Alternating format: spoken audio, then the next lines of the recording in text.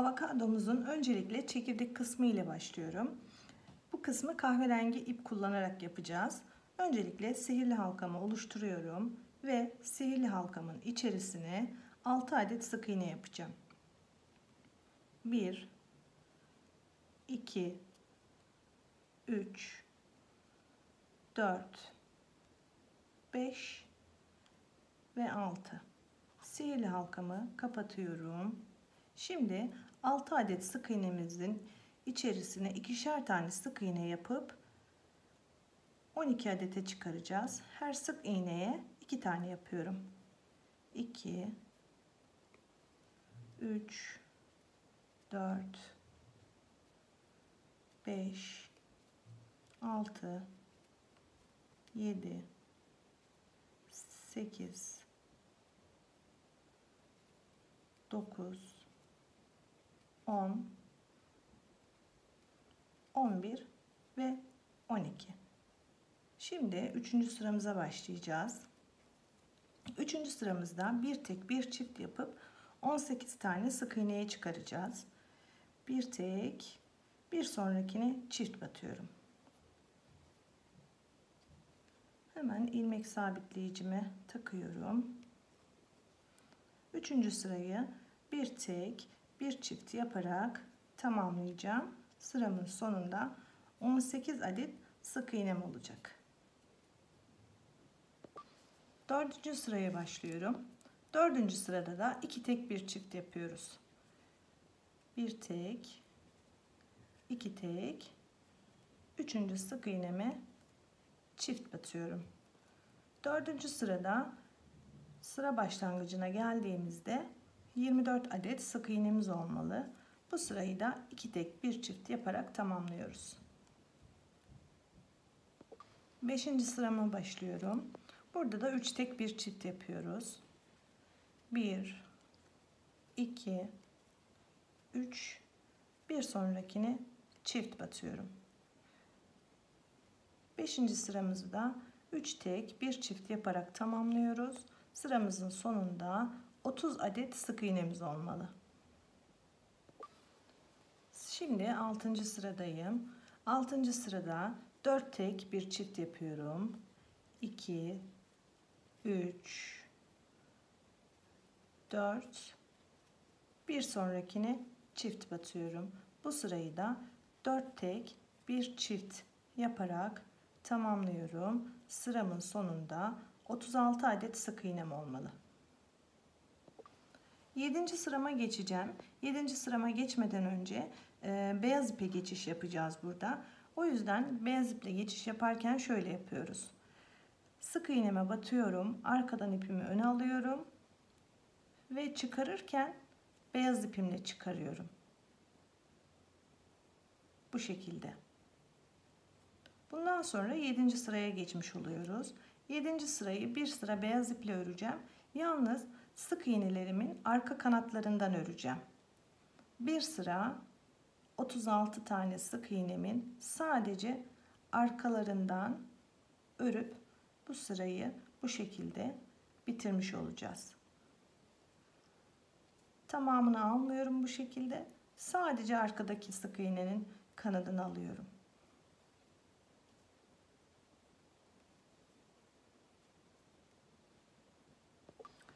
Şimdi 8. sıraya geçeceğiz. 8. sıramızda da açık yeşile geçiş yapacağız. Şöyle yapıyorum. Bu aradaki bağlantı yerimiz belli olmasın diye ilk battığımız sık iğnenin dibine tığımla geçiş yaptım. Beyaz ipimi çektim. Şimdi 2 ilmeğimi yeşil ipimle çıkarttım. Buradan sonra 8. sıramızda yani 5 tek bir çift yapıyoruz.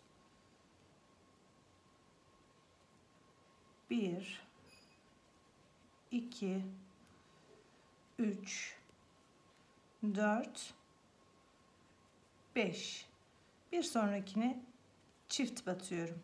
8. sıramızda 5 tek bir çift yapıp tamamlıyoruz ve sıramızın sonunda 42 adet sık iğnemiz oluyor. Bu arkadaki ipleri de düğüm yapıp sabitliyoruz.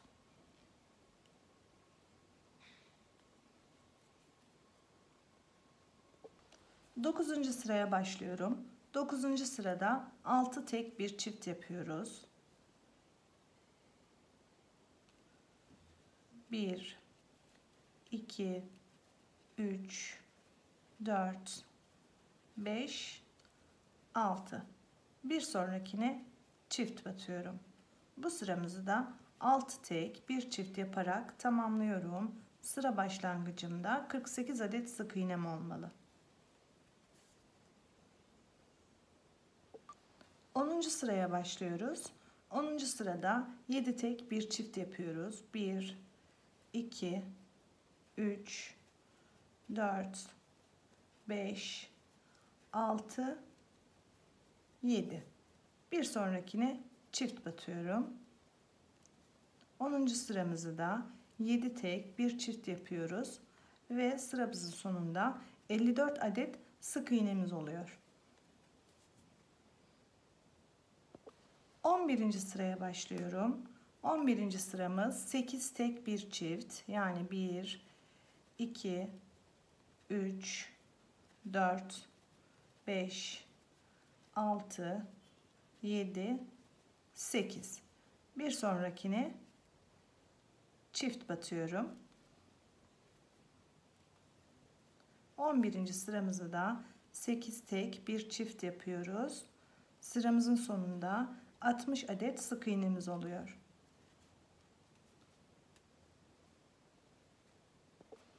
12. sıraya başlıyorum. 12. sıramızda 9 tek bir çift yapıyoruz.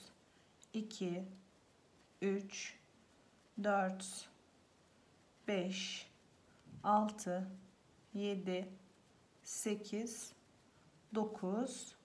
Bir sonrakine çift batıyorum. 12. sırayı da 9 tek bir çift yaparak tamamlıyorum. Sıramın sonunda 66 adet sık iğnem oluyor.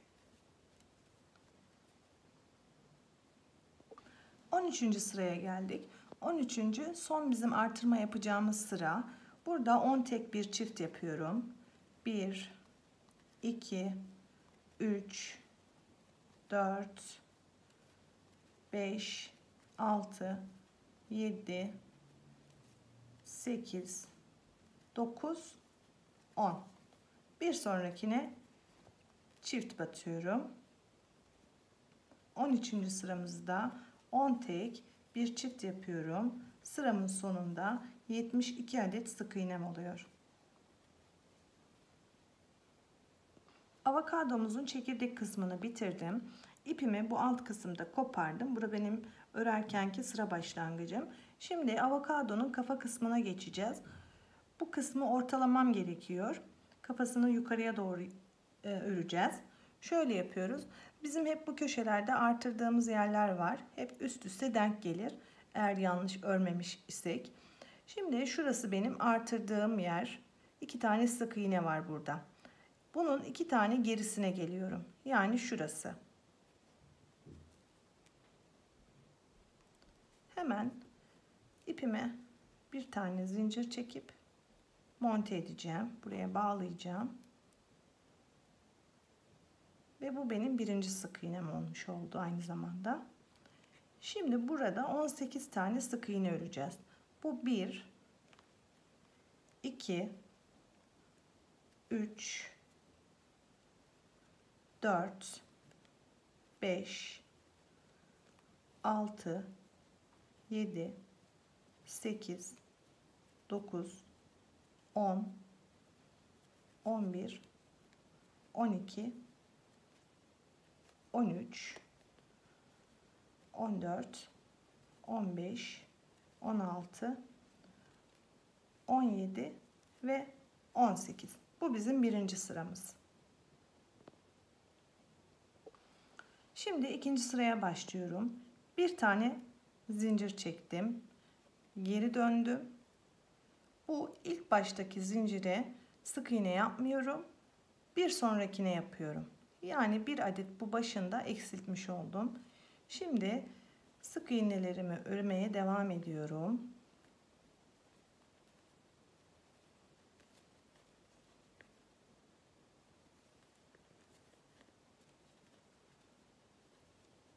Son 2 tane kalana kadar aradaki sık iğneleri öreceğiz. Burada 18 tane sık iğnem vardı. 2 tane azaltacağım. İkinci sıramda 16 tane sık iğnem kalacak. Şimdi son 2 tane sık iğnem kaldı. Bir tanesine atlıyorum. Bir sonrakine batıyorum. Burada toplam 16 adet sık iğnem olmalı. Üçüncü sıraya başlıyorum. Bir tane zincir çekiyorum. Dönüyorum. İlk sık iğneyi atlıyorum. Bir sonrakine batıyorum.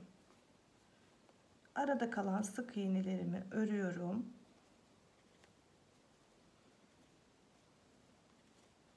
Bu sırada da yine 2 tane eksiltme yapacağım. 14 tane sık iğnem kalacak. Üçüncü sıramızda.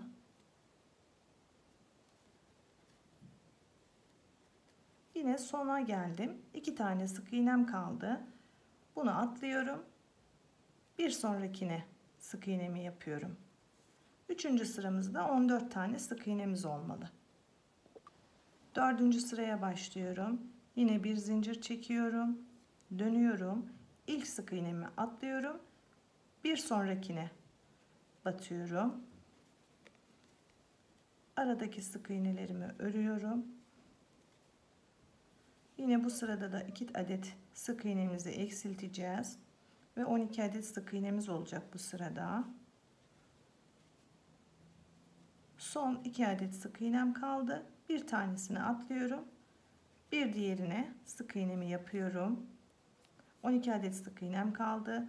Bir zincir çekiyorum. Dönüyorum. 5. sıraya başlıyorum. Bu sırada eksiltme yapmayacağım.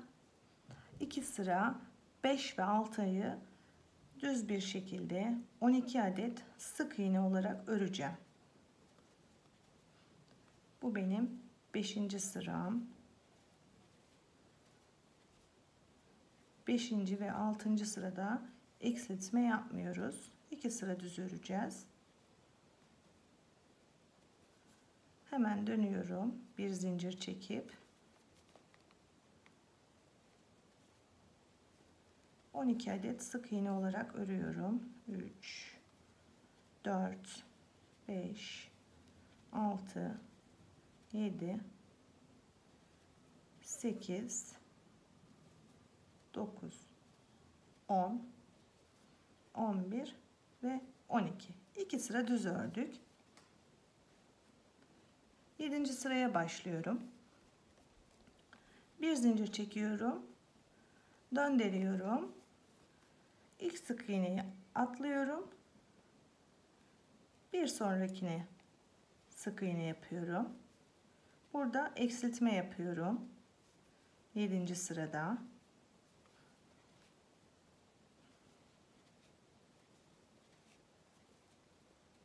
Son 2 adet sık iğnem kaldı. Bunu atlıyorum. Bir sonrakine sık iğnemi yapıyorum. Zincirimi çekiyorum. Tekrar dönüyorum. 8. sıramızdayız. Bir zincir çekip dönmüştük. 8 ve 9 2 sırayı 10 adet sık iğne olarak örüyorum. 1 2 3 4 5 6 7 8 9 ve 10. Şimdi yine bir zincir çekip dönüyorum. 9. sıramız. 10 adet tekrar sık iğne örüyoruz.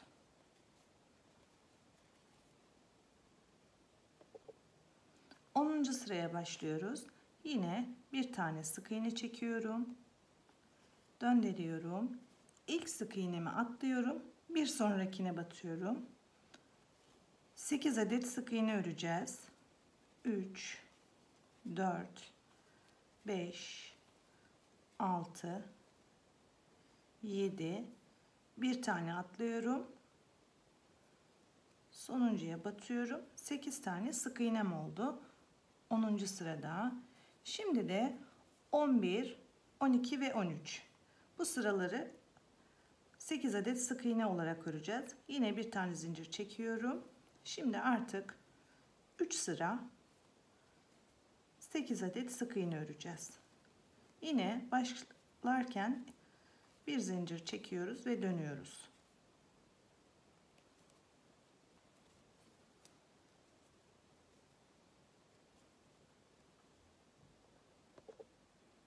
Şimdi son sıramızdayız.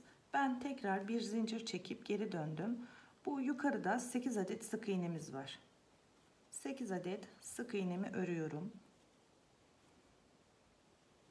Şimdi çevresinde 88 adet sık iğne olmalı. Bir sıra etrafını döneceğiz. 8 adet burada var. 12'şer tane de buradan çıkardığım zaman bu çevreyi de dahil ettiğimde 88 adet sık iğne oluyor. Şimdi artık bir sıra çevresini döneceğiz. 12 adet bu yanlarından çıkaracağım. Ve bu şekilde sık iğnelerimi örüp tam çevresini dolaşacağım, yani bir sıra. Kenar kısımlarını hem düzeltmiş olacağım.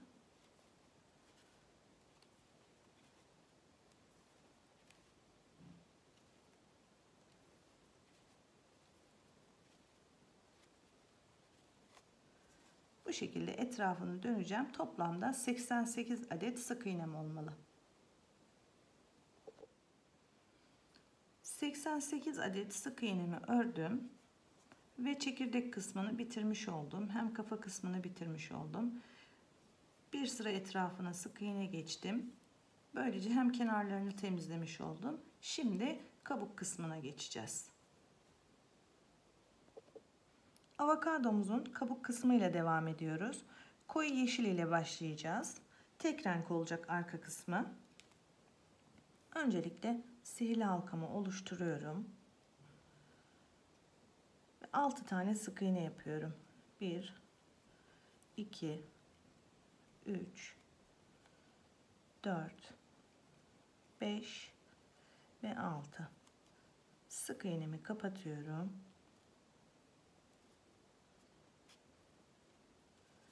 Her sık iğnenin içerisine 2'şer adet sık iğne yapıyorum ve 12 tane sık iğne oluşturuyorum.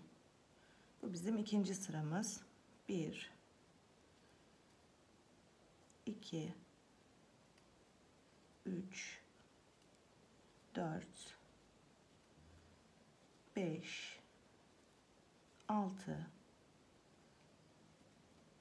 7, 8, 9, 10, 11 ve 12. Şimdi 3. sıraya başlıyoruz. 3. sıramızda bir tek bir çift yapıyoruz. Bir tek, bir sonrakini çift. Bu sırayı da bir tek, bir çift yapıp tamamlıyoruz. 4. sırama başlıyorum. Burada da 2 tek bir çift yapıyorum. 1, 2, bir sonrakini çift batıyorum. Bu sırayı da 2 tek, bir çift yaparak tamamlıyoruz. Sıramızın sonunda 24 adet sık iğnemiz oluyor. 5. sırama başlıyorum. 5. sıramda 3 tek bir çift. 1, 2, 3, bir sonrakine çift batıyorum. 5. sıramızı da 3 tek bir çift yapıp tamamlıyorum. Sıramın sonunda 30 adet sık iğnem oluyor. 6. sırama başlıyorum. 6. sıramda 4 tek bir çift yapıyorum. 1, 2, 3, 4, bir sonrakine çift batıyorum. Bu sırayı da bu şekilde tamamlıyorum. Sıramın sonunda 36 adet sık iğnem oluyor. 7. sırama başlıyorum. 7. sıramda artırma yapmıyorum. Bir sıra 36 adet sık iğnemi örüp sıra başına geliyorum.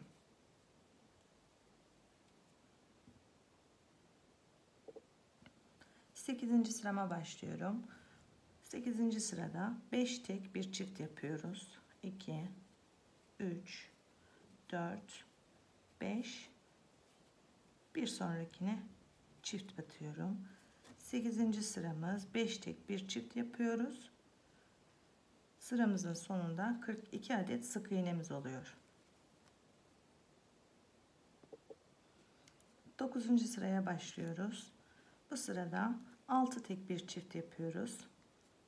1, 2, 3, 4, 5, 6. Bir sonrakine çift batıyorum. Bu sırayı da 6 tek bir çift yaparak devam ediyoruz. Sıramızın sonunda 48 adet sık iğnemiz oluyor. 10. sırama başlıyorum. 10. sıramda 7 tek bir çift yapıyorum. 1, 2, 3, 4, 5, 6, 7. Bir sonrakine çift batıyorum. Sıramın sonunda 54 adet sık iğnem olmalı.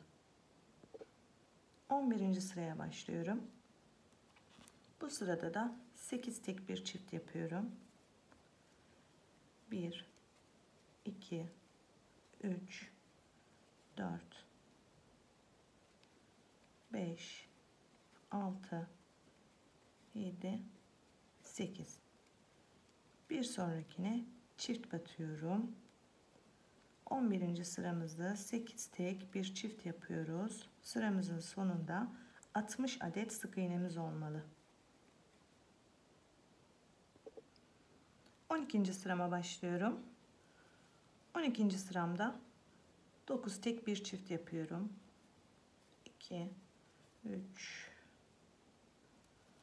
4, 5, 6, 7, 8, 9. Bir sonrakine çift batıyorum. 12. sırada 9 tek bir çift yapıyoruz. Sıramızın sonunda 66 adet sık iğnemiz oluyor. 13. ve son sıramız. 13. sıramızda da 10 tek bir çift yapıyoruz. Artık bu sıra artırmalarımız da son. Bu sırada da 10 tek bir çift yapıyoruz. Sıramızın sonunda 72 adet sık iğnemiz oluyor.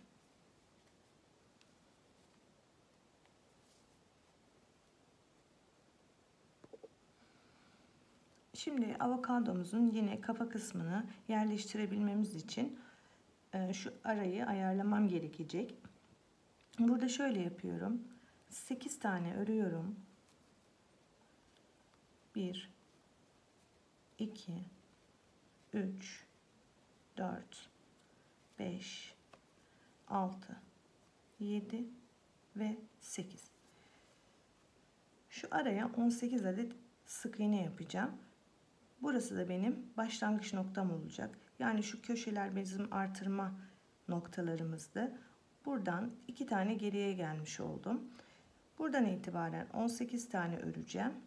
Ve benim kafa için ayarladığım yer olacak. 1, 2. Şimdi burası benim sıra başlangıcım oldu.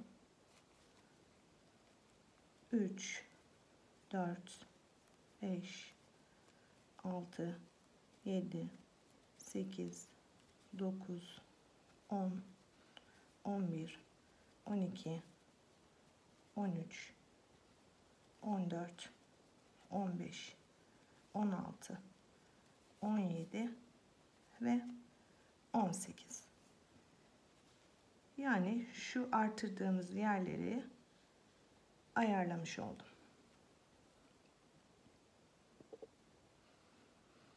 Buraya 18 tane ördük. Bu bizim kafa için birinci sıramız. Şimdi bir zincir çekiyorum, geri dönüyorum. İlk sık iğnemi atlıyorum. İkinci sık iğneme batıyorum. Bu birinci sık iğnem. 1 2 3 4 5 6 7 8 9 10 11 12 13 14 15. Son iki tane sık iğnem kaldı. Bir tanesini atlıyorum. Bir sonrakine sık iğne yapıyorum. Böylece iki tane sık iğneyi azaltmış oldum. Şimdi zincir çekiyorum. Dönüyorum. Burada benim 16 tane sık iğnem oldu. Azalttığımız için. Tekrar döndüm. Yine azaltıyorum. Bir tane sık iğnemi atlıyorum. Bir sonrakine batıyorum. Yine aradaki sık iğnelerimi örüyorum. Sonda kalan iki sık iğnemin ilkini atlayıp bir sonraki sık iğneye batıyorum. Bu sırada bizim 3. sıramız kafada. Bunu atlıyorum. Pardon. Bunu atlıyorum. Bir sonrakine batıyorum. Bu 3. sıramız ve 14 tane sık iğnemiz oldu. Şimdi 4. sıradayım. Zincir çekiyorum. Dönüyorum. İlkini atlıyorum. Bir sonrakine sık iğne yapıyorum.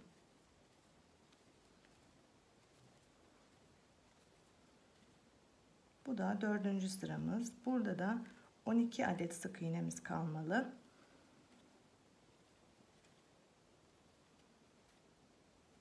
Yine bunu atlıyorum. Bir sonrakine sık iğnemi yapıyorum. Zincir çekiyorum ve 5. sırama başlıyorum. 5 ve 6 2 sıra eksiltme yapmadan düz örüyoruz. Bu bizim 5. sıramız. Tekrar başa döndüğümüzde bir zincir çekip döneceğiz. Yine eksiltme yapmadan öreceğiz. Yani 2 sıra 5 ve 6'yı 12 sık iğne olarak öreceğiz. Şimdi 7. sırama başlıyorum. Bir zincir çekiyorum. Dönüyorum. İlk sık iğnemi atlıyorum. Yine azaltıyorum. Aradaki sık iğnelerimi örüyorum. Bu sırada da 2 tane azaltacağız ve 10 tane sık iğnemiz kalacak. Şu sık iğneyi atlıyorum. Bir sonrakine sık iğnemi yapıyorum. Şimdi zincir çekiyorum. 8. sıraya başlıyoruz. Yine burada 2 sıra azaltma yapmadan 10 tane sık iğneyi örüyoruz. Yani 2 sıra 8 ve 9. sıralarımızı 10 sık iğne olarak örüyoruz. 10. sıraya başlıyorum. Bir zincir çekiyorum, dönüyorum. İlk sık iğneyi atlıyorum. Bir sonrakine sık iğneye batıyorum. Yine bu sırada da 2 adet sık iğne azaltacağız. Azaltmalarımızı başlardan yapıyoruz. Bu sırada da 8 tane sık iğnemiz kalacak. Yine bir tane atlıyorum. Bir sonrakine sık iğne yapıyorum. Burası da benim 10. sıramdı. Şimdi bir zincir çekiyorum. Dönüyorum. Ve 11, 12 ve 13. 3 sıra yine 8 tane sık iğnemi örüyorum. Azaltma yapmadan. 11, 12 ve 13. sıralarımızı düz bir şekilde örüyoruz. Ve şimdi son sıradayız. Yine buradaki gibi bir sıra çevresine sık iğne yapacağız. Yine çevresindeki sık iğne sayımız 88 olacak. 8 adet sık iğnem burada var. 12 tane bu yanlardan çıkaracağım. Ve kalan sık iğnelerimi de bu çevresini öreceğim. Toplamda 88 adet sık iğnem olacak. Yani bu şekilde çevresini dönerek bir sıra sık iğne yapıyorum. Ve yaptığımız bu sık iğnelerin sayısı 88 olmalı. Bu yan tarafa gelen kısımlardan 12'şer adet çıkarttığım zaman 88 tam denk geliyor.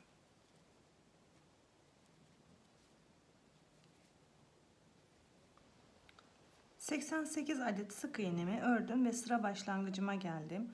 Bundan sonra artık 5 sıra 88 adet sık iğnemizi örüyoruz ve kabuk kısmını bitiriyoruz. 5 sıra etrafını 88 adet öreceğiz ve kabuk kısmını da bitirmiş olacağız.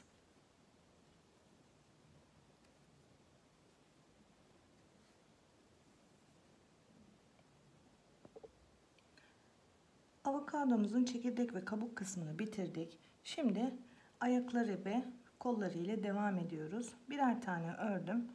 Birer tane de sizlerle öreceğim. Önce ayak ile başlıyorum. Her zamanki gibi sihirli halkamı oluşturuyorum. İçerisine 6 adet sık iğne yapıyorum. 1 2 3 4 5 ve 6. Sihirli halkamızı kapatıyoruz. Şimdi her sık iğnenin içine 2'şer adet sık iğne yapıyoruz.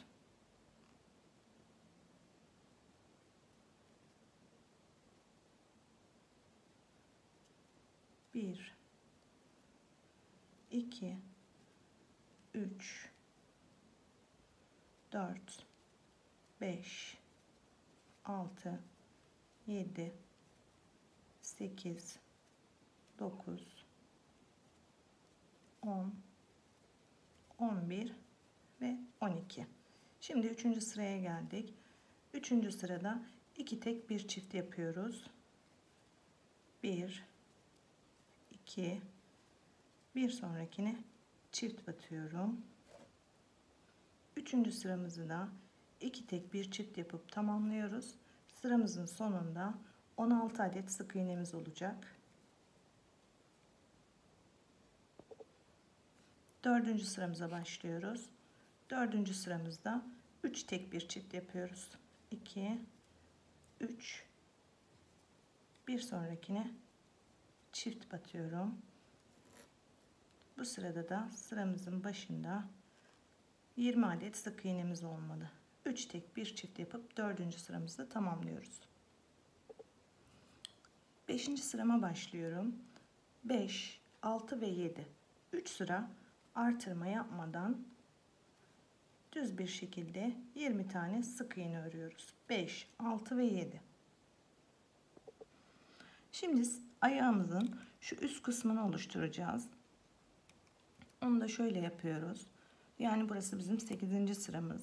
Önce 6 tane sık iğnemi örüyorum. 1 2 3 4 5 ve 6.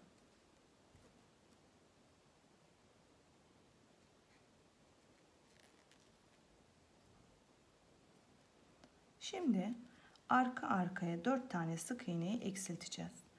Yani 2 tane sık iğnenin ön kanadını alıyorum. Bu birinci eksiltmem. Sonra tekrar 2 sık iğnenin kanadını alıyorum. Bu ikinci eksiltmem.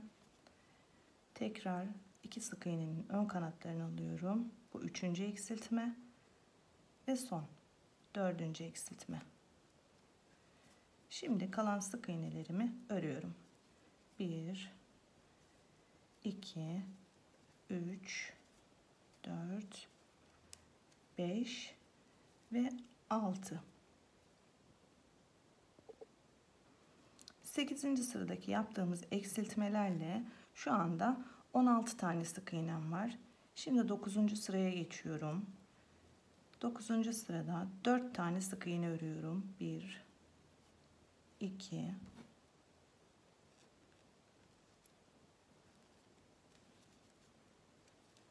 3, 4. Şimdi yine arka arkaya 4 tane sık iğne azaltacağız. 2 tanesinin ön kanatlarını alıyorum. Bu birinci azaltmam. Tekrar ön kanatlarını alıyorum. Bu ikinci azaltmam. Tekrar ön kanatlarını alıyorum.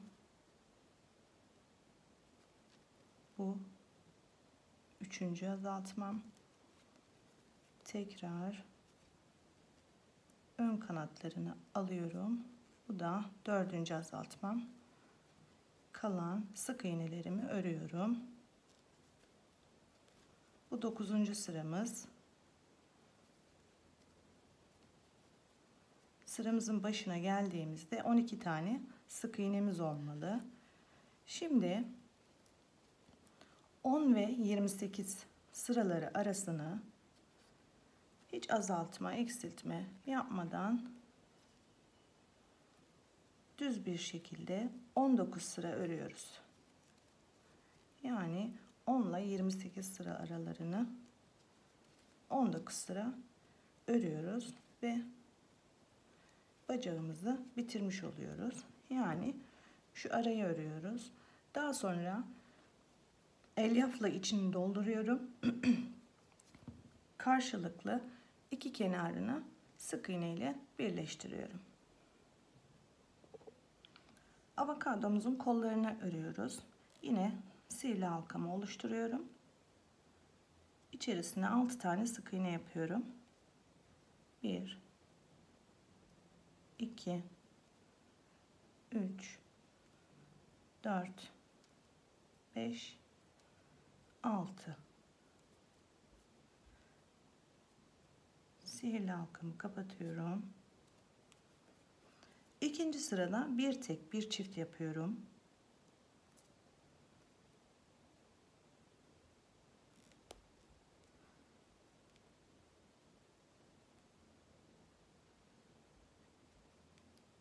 Bir tek bir çift.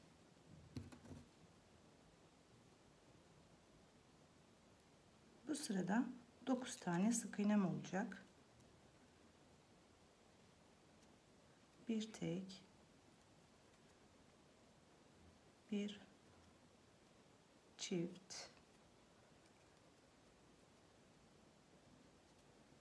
bir tek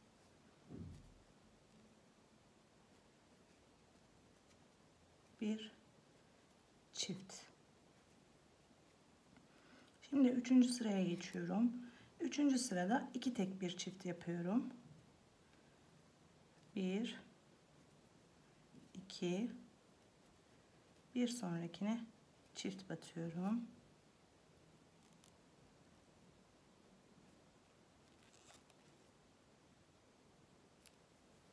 Üçüncü sırayı da 2 tek bir çift yapıyoruz. Sıramızın sonunda 12 tane sık iğnemiz olacak.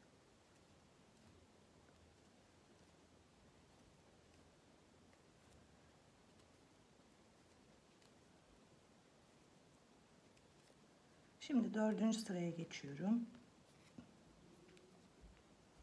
Burada da 3 tek bir çift yapıyorum. 1 2 3 bir sonrakine çift batıyorum. 1 2 3 bir sonrakine çift batıyorum. Bu sırada da 15 tane sık iğnemiz olacak. 1 2 3 bir sonrakine çift batıyorum. Şimdi 5. sıraya başlıyoruz. 5 ile 7. sıraları yani 3 sıra 15 tane sık iğne öreceğiz. 3 sıra 15 sık iğne öreceğiz ve sıra başımıza geleceğiz.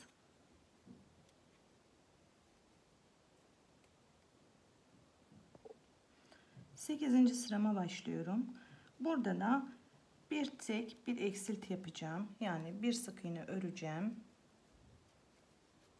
Bir tane azaltacağım. Bir tane ördüm. Bir tane azalttım. Bir tane ördüm. Ön kanatlarını alıp bir tane azalttım.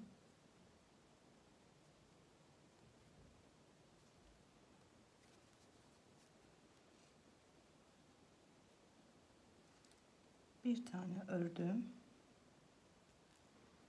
Bir tane azalttım. Sıramın sonunda 10 tane sık iğnem kalacak.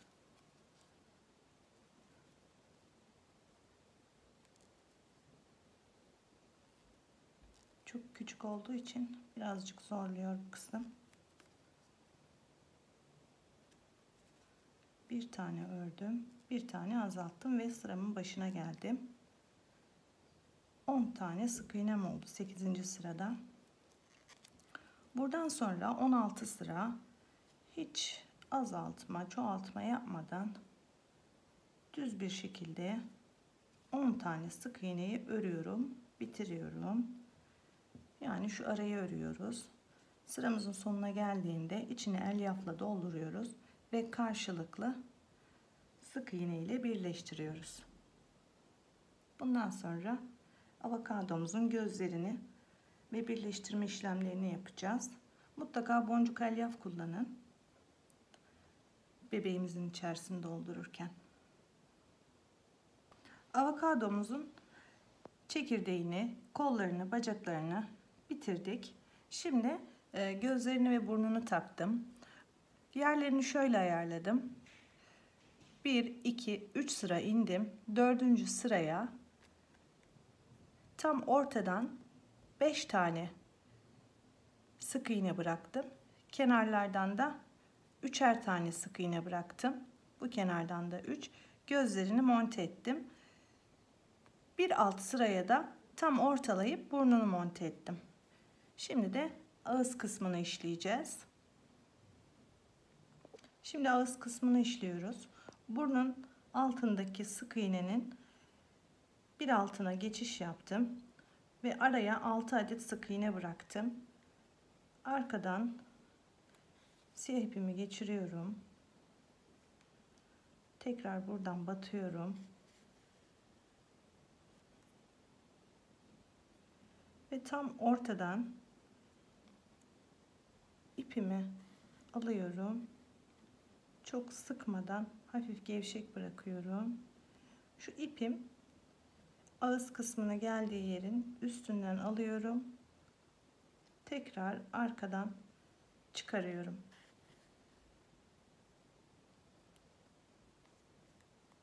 Ve ipimi arkaya sabitliyorum. Avokadonun arka kısmını da 5 sıra ördük ve şimdi dikiş kısmına geliyorum. Burada şöyle yapıyorum. Yeşil ördüğüm kısmı üst kısma getiriyorum. İğnemle sık iğnemin üzerinden makine dikişi yaparak dikiyorum. Bu araya kolunu denk getireceğim. Kolunda da şöyle hafif çap yerleştiriyorum. Yan koyarsam çok dik olur. O yüzden şöyle hafif yan yerleştiriyorum.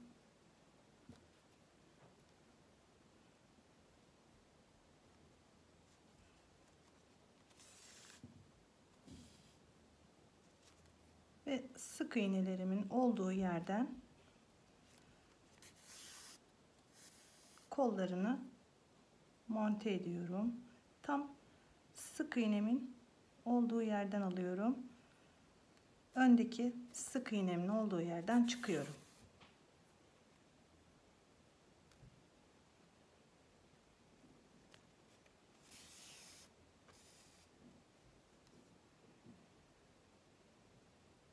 Bir tane arkadan,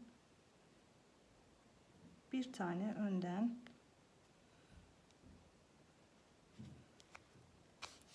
alıyorum, dikiyorum. Koltuk altına geldiğimiz zaman da yine arkayı birbirine yaklaştırıyorum. Buradan batıp arkadan çıkıyorum. Daha sonra tekrar yeşil sık iğnelerimi üzerine alıyorum. Üzerine denk getiriyorum. Ve sadece makine dikişi yapar gibi sık iğnelerimden alıyorum.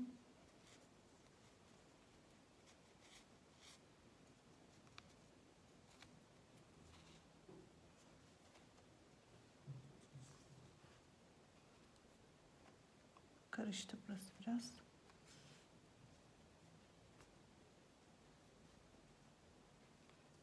Evet, şöyle.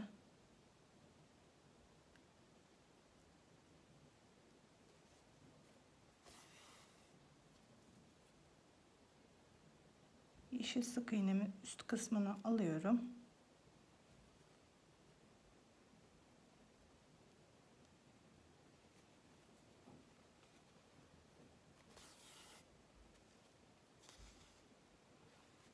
Bu şekilde dikiyorum.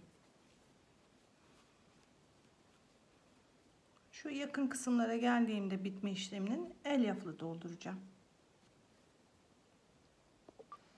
Avokadomuzu bitirdim arkadaşlar.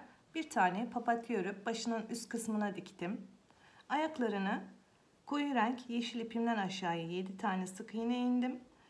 Buraya yerleştirdim ve düz bir şekilde diktim. Yine avokadomuzun arka kısmı bu şekilde.